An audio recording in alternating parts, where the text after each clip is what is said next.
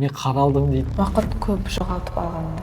83 балдан Наурыз ұбытқа дейін 131 балға дейін прогресс жасадым. ұбытына әбден тапсырып болғаннан кейін растау деген болады ғой. Соны басарда аз бал көріп қалам ба деп қорыққан болатынмын. Жүйесіз дайындықтан жүйелі дайындыққа өту керек дегендей, сол жүйелі дайындыққа қалай өтеміз біз жалпы? 6-дан 13 сағат аралығында оқыған болатынмын. 130 плюс балл алған оқушылар бір күнде сабақ оқығанда не жасайды өздері? Барлықтарына сәлем. Бүгін бізде инфология курсында информат бағытында жоғары нәтиже көрсетіп жүрген оқушыларымызбен жеке сұхбат болады. Біз олардан қалай 120+, қалай 130+ нәтижеге жетуге болады, олардың дайындық жолдарын сұрайтын боламыз. Бүгін бізде инфлуент қатысушы Елемес Айшагүл. Айшагүл, өзің кішігірім таныстырып жіберсең. Мен Наурыз ұбытысынан жалпы 131 балл алдым, және информатика пәнінен 44, математика пәнінен 48 балл алдым. Күшті. Жалпы Айшагүл, не үшін информатика, математика бағытын таңдадың? Не себеп болды? Мен мектепте Python бағдарламалау тілін үйреніп бастаған кезде осы информатикаға қызығып бастаған болатын. Және сол кезде олимпиадаға дайындалып жүргенде осы информатикаға қаттырақ қызығып, информатика математиканы таңдауды шештім. Күшті. Бастапқы деңгейің қандай болды негізі? А-нүктең қандай болды? Пробныйдан қанша алып жүрдің?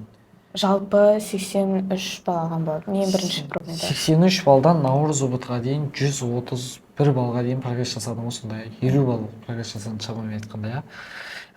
Жалпы осы дайындыққа дайындалып жатқан кезде, ұбытын жасап жатқан кезде қандай қорқыныштарың болды өзінде?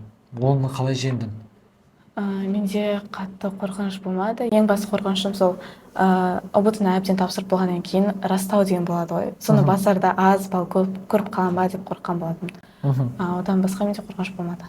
Және де күніне қанша сағат сабақ оқыдың негізі? Не оқыдың өзі? Шамамен 6-дан 13 сағат аралығында оқыған болатын. Бірақ негізі ол жүйелі болмады. Мен таңдау пәндеріне көп мән бердім. Әсіресе ең бастапқы кезде математикаға көп уақыт бөледім. Информатика мен тарих артта қалатында. Сосын 11-ші сыныпқа келгенде уже информатиканы қосып бастадым. 130+ балл алған оқушылар бір күнде сабақ оқығанда не жасайды өздері? Мектептен кейін үйге келіп сол курстың тапсырмаларын орындайтын. Ең бірінші математикадан және информатикадан.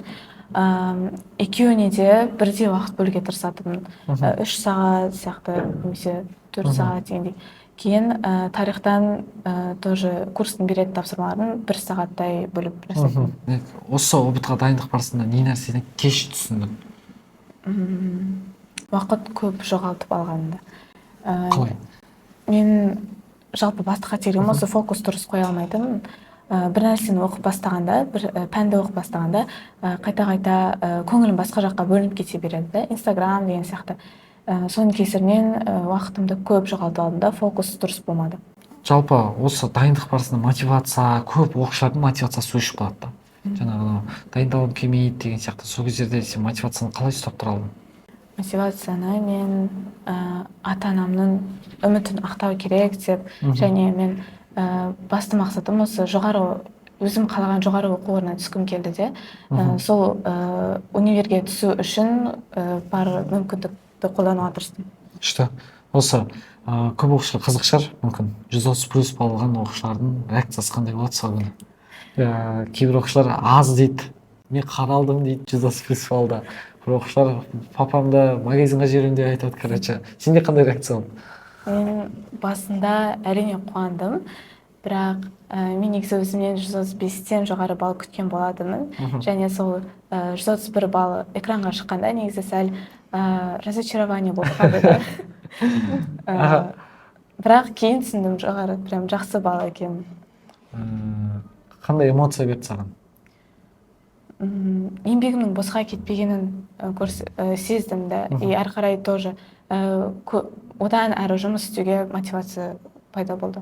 Осы видеоны көріп отқан 10-шы, 11-ші ұбытқа дайындалып жатқан түлектер бар.